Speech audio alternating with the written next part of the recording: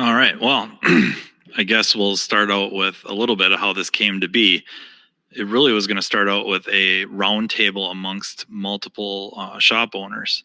And then I got invited to it and opened my big mouth and said I could probably rant about this for an hour by myself. So here we are. And I decided I didn't want to be by myself facing a screen. So I asked a friend of mine here, Andrew, to join me.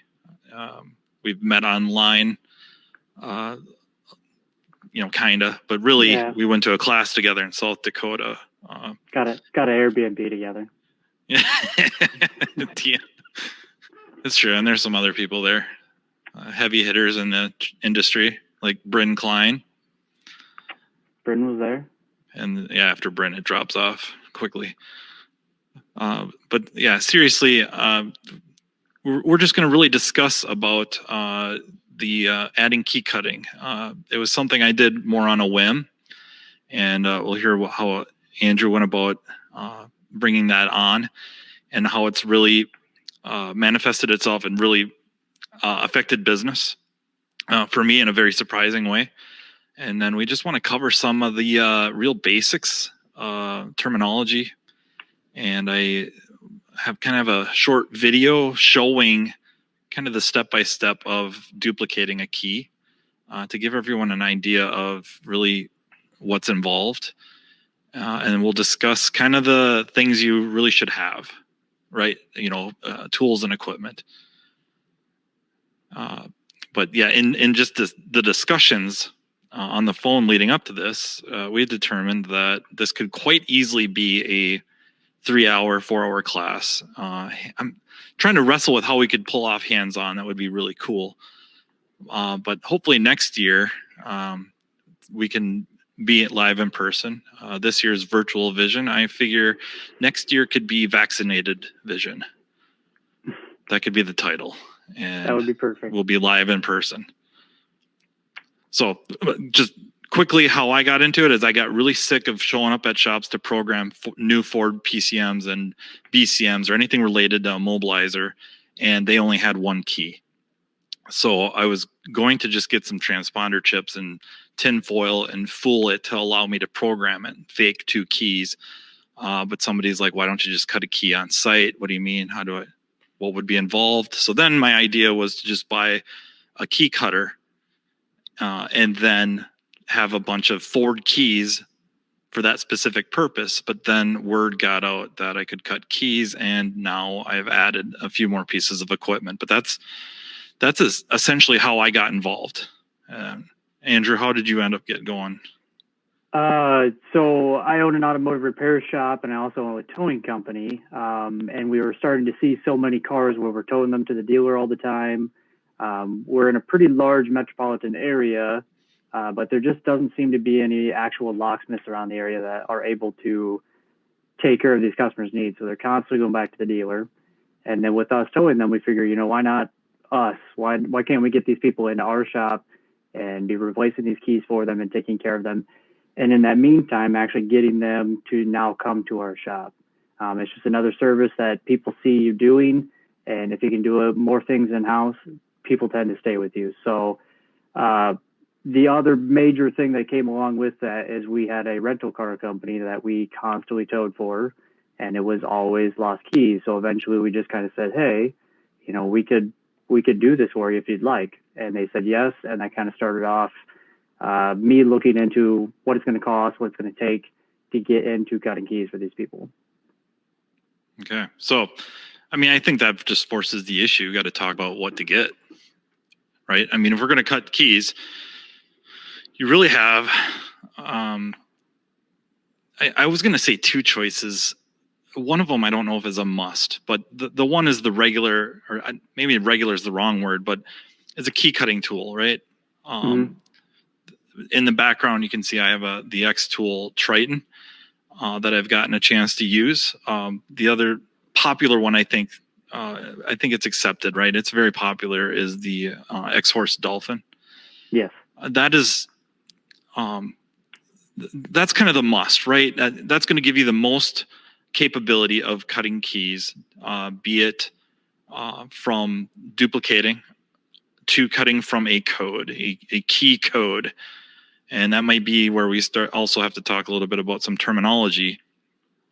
But that's kind of the must. You could also get a key duplicator, which is kind of what you would see at like what I remember at the hardware store or the grocery stores that would used to cut house keys and stuff, that just kind of traces along, and it's great for speed of duplicating those outside cutting the blades with the cuts on the outside, and they're fairly inexpensive. And I mean, in general, the cost to get involved isn't that high. And one idea I had to compare this to was right now I don't know if it's all the rage, but a big topic in our trade right now is ADAS calibrations.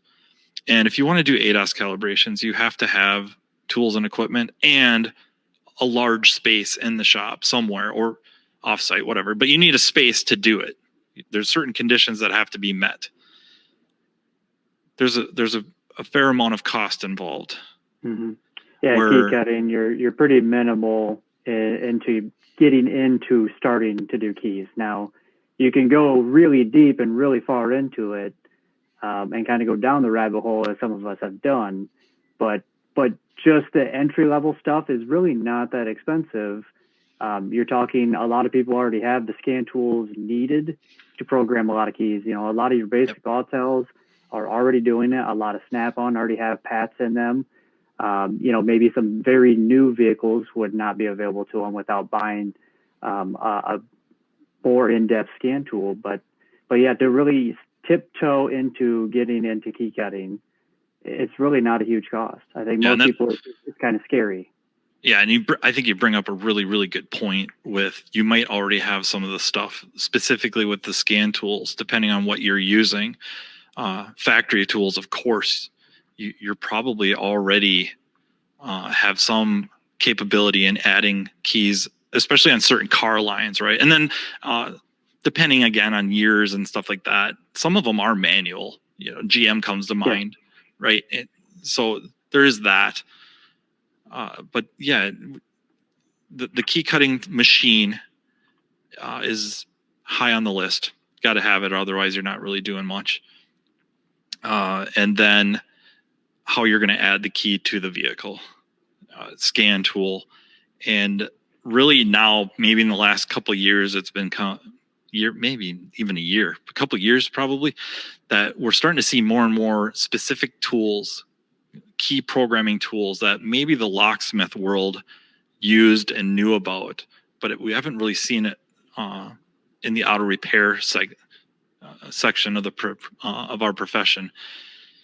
And the capability with those, especially for like a wide swath, solves a lot of those issues, plugs a lot of those holes that the scan tools you might already have may not be able to do. So, maybe you're doing, GM and Ford you're pretty strong on, but now Chryslers, Toyotas, Hondas, not so good. And, there's obviously using a J-Box and subscriptions to get the OE tool to do it.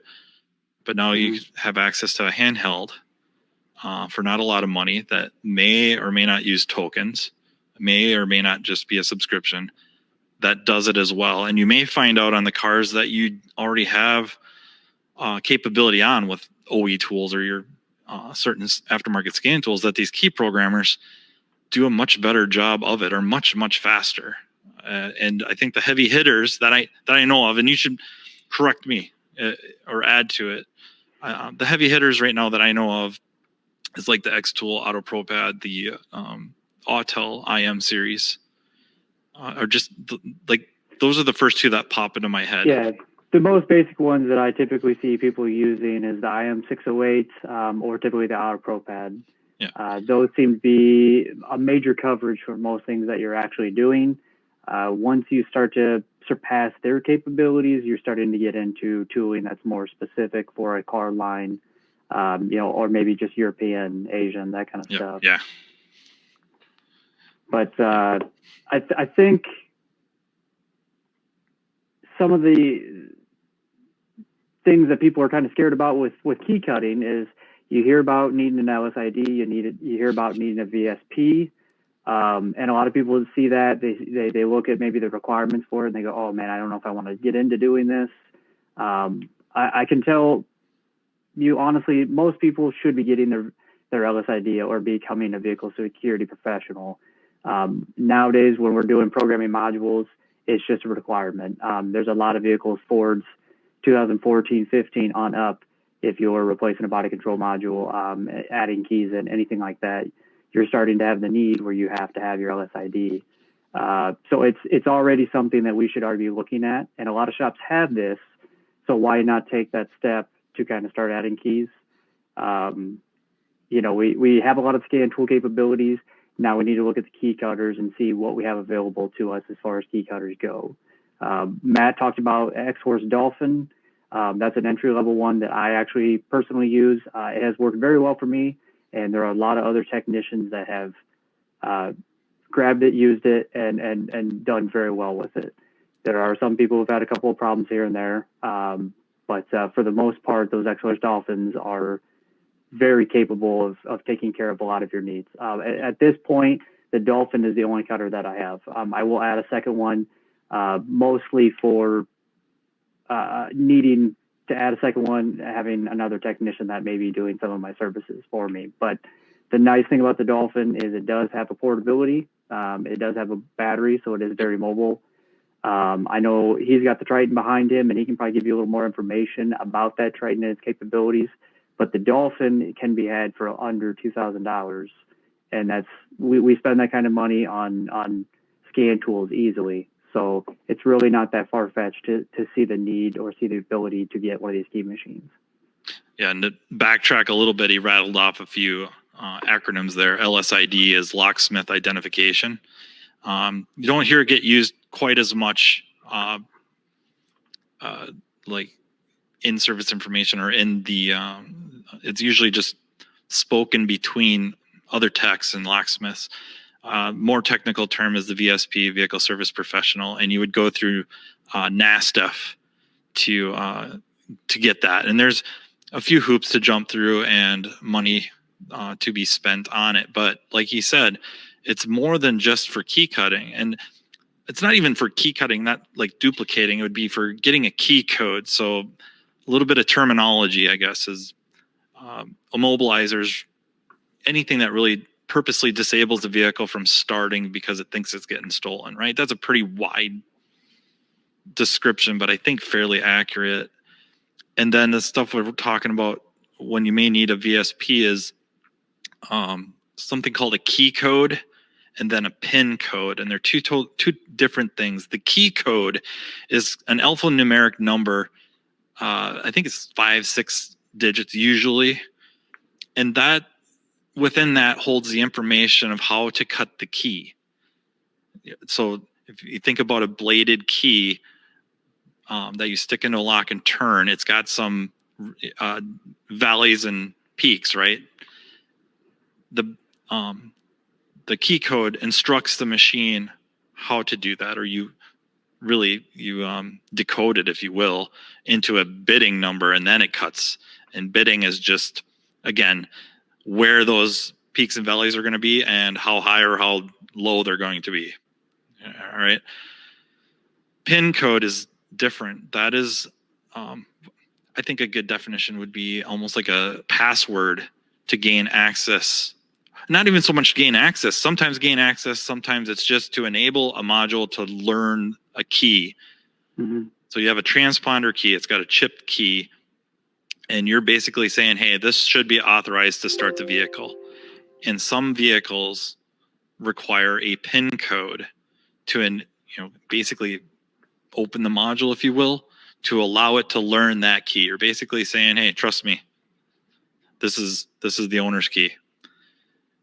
VSP comes into play, primarily in this discussion at least, to generate a key code or PIN code based off the VIN number of the vehicle.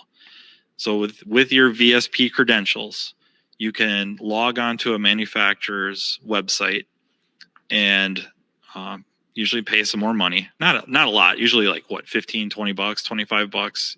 And you can generate a key code and a PIN number or PIN code if need be, that you then punch into either like the Triton behind me. I would type that right into the display's touchscreen on top. I just punch that right in. It will decode it, starts cutting. Dolphin, you can use an app on your phone, or, and we'll get into this a little further, a little bit later. There's an tool, I guess, that does it for you, and then that links with the Dolphin, and it would cut it from there. The other reason to have a VSP is theft-related parts. And right now, that's kind of a heavy Mercedes term, TRP. I think we're going to see it grow across the industry. Yeah, we're going to start seeing it everywhere. We see it a little bit on module replacement, of course. If you're replacing a module related to theft, PCM, BCM, sometimes instrument clusters, whatnot, or a dedicated theft module.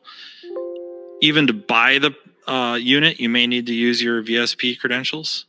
And then to program it, you may need to use VSP credentials. And I've not run into it yet, but I've had a couple friends tell me, specifically on Ford, it's not to pick on Ford, just the reality, they were not replacing the PCM.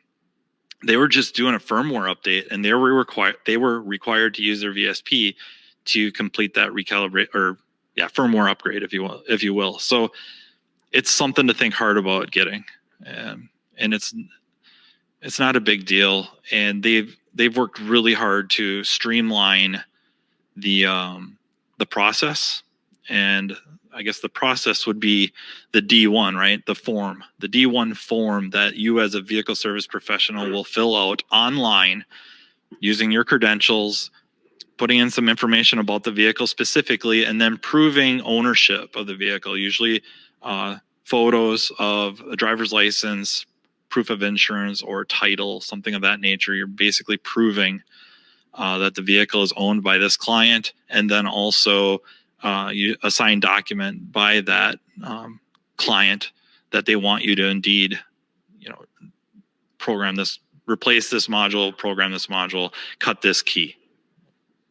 I think that sums it up. And I've been talking way too much, so now you got to talk. No, you're probably fine. I was gonna say, I see a couple comments over in the chat saying that some locksmiths don't have an LSID. I can't respond to that because honestly, we are not locksmiths. We are vehicle security professionals. So locksmiths tend to do a little bit different type of work, but they can also go into the automotive industry. Not much to really say about that. But as VSP, as technicians, I think having our LSID is too important to pass up. It's too easy to get. It's not a major cost. A lot of people see the insurance requirements that they do request by NASTF. And honestly, a lot of shop owners in here, if you go and you talk to your insurance company, take a application for an LSID and show them, a lot of times your insurance has already far surpassed what they require you to have. So it's really not that scary. It's not really much of a cost. I believe it's $300 every 2 years, if I remember correctly, and I think maybe a $75 application fee. So it's not a major cost to have. You just have to renew it every 2 years. They go through a background check process. It's not as scary as what people have made it sound like. So the biggest thing is making sure that, when you do have a customer come in that's requesting keys or something of that nature, that you're getting title, registration, some sort of information about the vehicle that has both their address and name on it, and that VIN number showing that, the vehicle is registered to them or they do own it, as well as their driver's license. You're going to take copies of those things. You're going to go into NASTF, fill out your D1 form, and upload those items to it. And that's the nice thing about it, is that everything is uploaded to NASTF. So if you have, any natural disaster or anything like that happen, all those documents are already with NASTF, because you do need to keep copies of it for a few years as well. So, kind of moving on from that, we've had a couple people ask what to stock for keys. Yeah, I was thinking about holding off on that till just a little bit later. But the next one, how do you advertise as a brick and mortar? I think plays into a little bit of how we got into it, right? Mhm. So our advertisement, of course, social media, but really, I mean, honestly, I just wanted some Ford keys, and then the shops I was doing these programming these modules for would see me cut a key. And then it was like, hey man, could you cut this? Could you cut this? Could you cut this? And then it really just became word of mouth. And then maybe it's a bad example because I live in a small town. It's 16,000. We have 2 locksmiths. Both of them, I believe, are probably over 60 years old. So I called them up and I basically asked, right or wrong, I asked permission from them if they felt it was okay that I wasn't really, taking anything away from them by getting into key cutting for vehicles. And they both asked me, do you plan on doing anything more than cars? I said, absolutely not. I have no interest in doing anything but cars. So they thought I was crazy and said, yes, thank you, thank you, thank you. They don't want anything to do with cars. I have one that likes to do. They don't want to continue investing into it. Correct. That's the biggest thing, was the immobilizer part. That's where they get tripped up because they got to buy more equipment, buy tokens, buy subscriptions, stuff they don't want to do. So now I got the referrals from 2 locksmiths. And then again, probably a bad example because I think this is being major minority.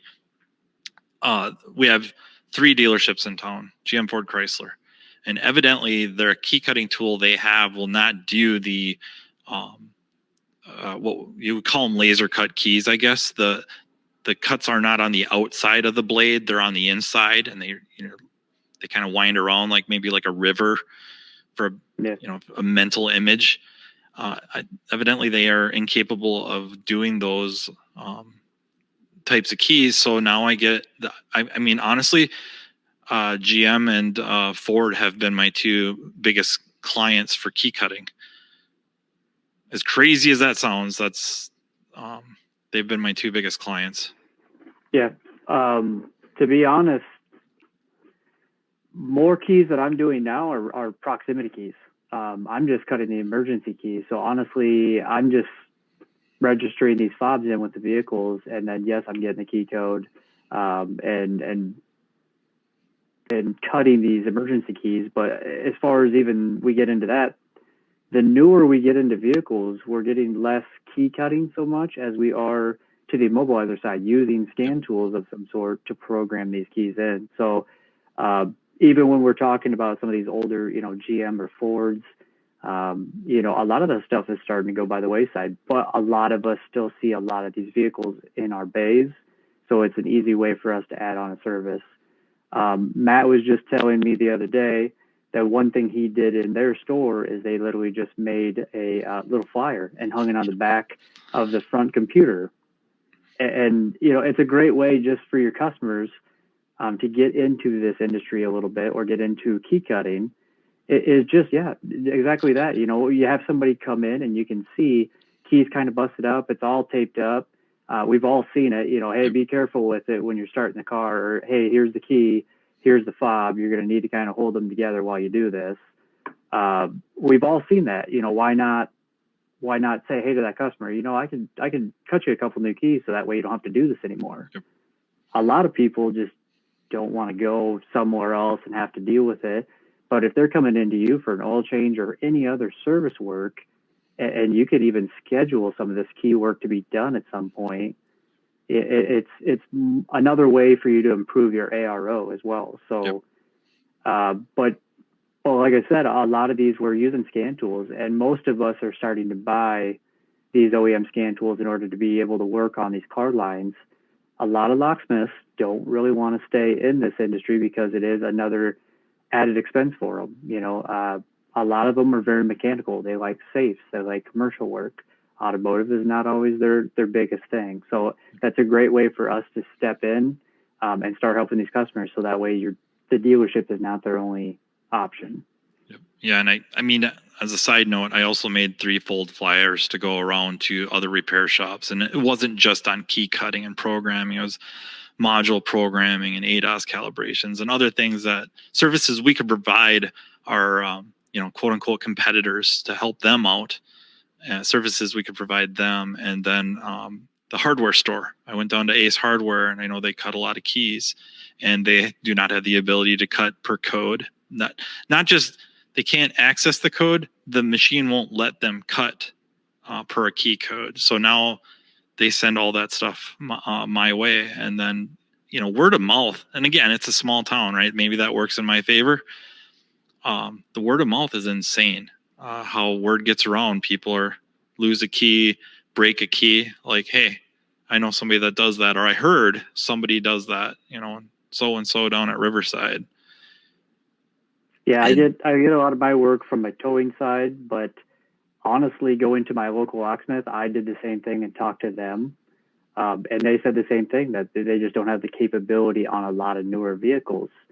So I get a ton of business being referred to me from them just because people don't want to have to go to the dealers. So honestly, going and talking to your local locksmith is a great way to get business.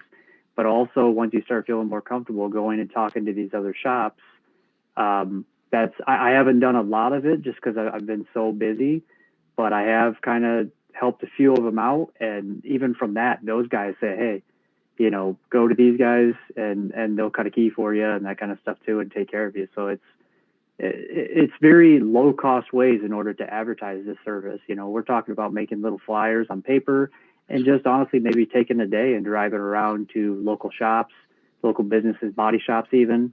A lot of body shops get a lot of wrecked vehicles that have no keys, and they don't want to have to drag them inside. They want to be able to kind of get them into neutral or whatever they need to do. Plus, a lot of them, you got to do your pre-scans and you got to do your post-scans, and they need to be able to actually turn that vehicle on to do it. So just going around to other businesses that you may associate with and starting to let them know your capabilities, that'll help you out a lot. It's been huge for us. Really huge. It just justified getting into it. I was going to kind of say, we were discussing a little bit earlier, but when I had the idea to actually get into doing some key cutting, when it came up between me and the rental car company I work with a lot, I was throwing the idea around, looking at different key cutting machines, kind of adding up the cost, my ROI. I initially thought it was going to take me about a year to pay off this key machine. And I will say that, I talk with my employees quite often. Hey, I'm thinking about doing this. What are you guys' opinions on this? Every single one of my employees was against it. 2 months later, I already made enough money doing keys that I paid off the key machine. Through the entire year last year, I ended up doing a lot more than I ever thought.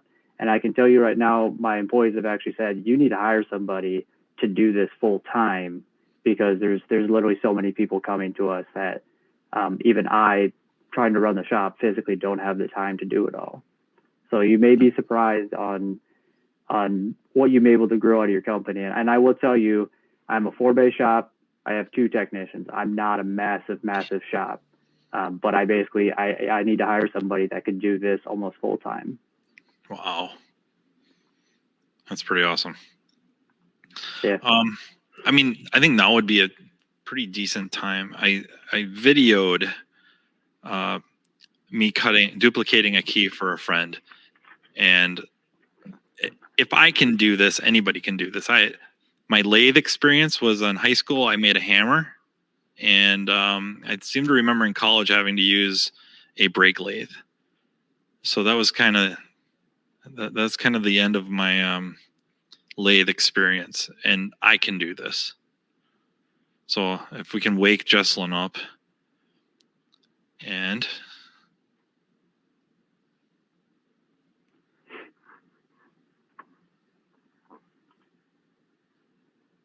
I got it muted so we can just talk over it. Let's skip past this. Just a terrible shot. So I've been using the Triton for a while, and I've been using it almost primarily lately for the last few months. And not picking on the Dolphin because that was my first, and portability is great. One bad thing is it does not have this big cover to kind of keep the mess localized because these do spit very fine metal particles. And Justin Morgan can probably elaborate in chat about a friend who is mobile that had a key cutting machine next to some laptops, and even though it vacuumed up all the big pieces, eventually it caused issues with the laptops. But what I am doing now is I went to a website, Nitro Keys, and I built the vehicle that I'm going to duplicate the key. And it was a 2008 Pontiac Vibe. So I can figure out which heads. So these are, I don't want to say universal, but more like, what would you call it? Piecemeal or a la carte? Yeah, a la carte is really high tech. A la carte, so you find the appropriate head, the appropriate blade, and the appropriate transponder. And then you assemble the key,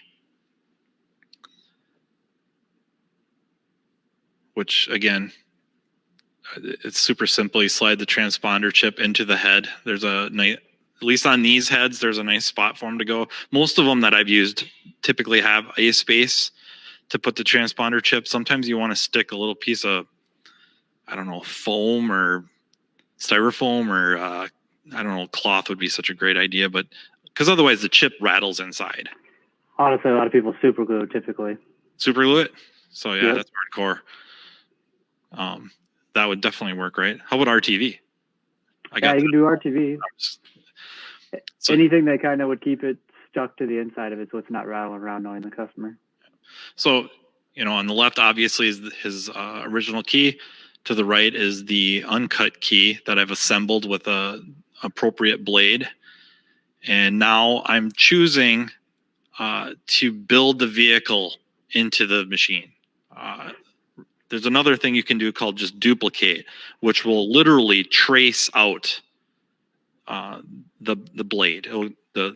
There's two probes on here, or really one probe, a measuring probe, and then there's the cutter. I chose, especially since being, what I would consider novice, or maybe slightly above novice, whatever that's considered.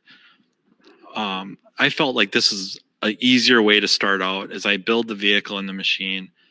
And then it really tells me how to mount the key, where to set the block, and duplicate. When you go to duplicate, you kind of tell it what block position you want to use. So the blocks on these rotate, and then it shows me how to mount the key in there. And here you can see I'm rotating it 4 positions. I'm going to put it on the right position because that makes sense. Hopefully you agree. Yeah. And then mount the key, and you'll notice I quite often am pushing down on the blade because I want to make sure it's flat. That can be a problem with any machine. It's not machine related. It's just when you're mounting the key, make sure it's flat against the block. If there's a little bit of a tilt, it throws off the cut, and maybe the key works, maybe it doesn't. Maybe instead of working very smoothly, it doesn't work so smoothly, or you're over at the wire wheel, or if you've got one of the plastic fiber wheels, kind of dressing it up a little bit to make it work a little more smoothly. So I'm going to have it decode, and this is where the probe of the machine is going to measure specific spots on the key, because since I've built the vehicle in there, it knows, hey, this is a 6-bit key, this is a 7-bit key. I'm going to measure in very specific spots, these 6 spots, these 7 spots, whatever that may be. So that's the test probe, and it's going through measuring, and it will log them, of course, in memory. You can see it building, and those numbers above there would be the bitting. And then I pop that guy out and slide the new uncut key in.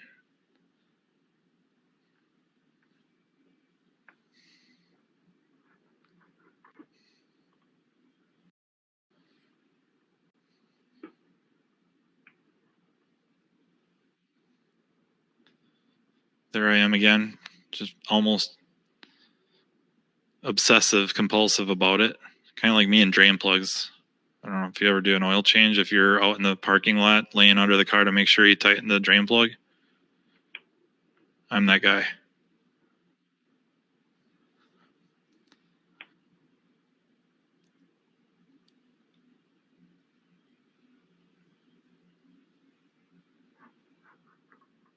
Okay, so it basically measures the position of the key, not so much probing the key. It just kind of measures it so it knows where it's at in the block, and now it's going to start cutting. And it's really, I mean, it's a CNC, right? Yeah. It's a miniature CNC machine.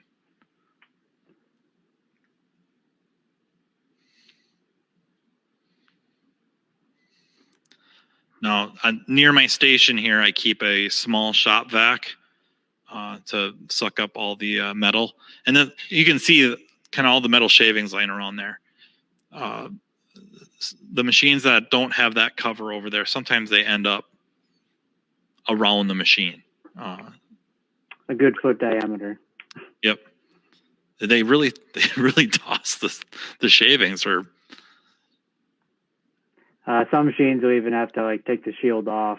So in certain cases too. Yeah, right. Andrew can probably eyeball that and say if it's good or not. But I've not dressed this key up at all. I've not touched it with anything else. Just walked over from the key cutting machine, and it works very smoothly. Which I find, I don't know. For me, it's always a relief when it works. I don't know about you. Yeah. It's just every time I just wince a little bit, like, oh man, what if it doesn't turn, or what if it turns hard? But thankfully, it doesn't happen very often. And luckily, you can buy cheap test keys to cut. If you've got an expensive key, you don't want to try it out. You can buy cheap test keys, do those first, make sure the cutting is correct, and then cut your actual key as well. You can see I screwed up. The cut key won't start the car, so probably have to cut another one. It might be cut in a long time, right? So yeah, the key hasn't been learned to the vehicle. It doesn't know it's a valid key. So now I'm going to use the XTool Nitro. Good thing I blocked that off, right? The Nitro scan tool and immobilizer or key programming tool. It's a very similar, I find, and maybe not technically correct, but I find it to be very similar to the Auto Pro Pad. Same capability, or similar capability with enhanced scan tool functionality. And boots up, I mean, fairly quickly. I have a lot of scan tools that don't boot up so fast. I won't name names.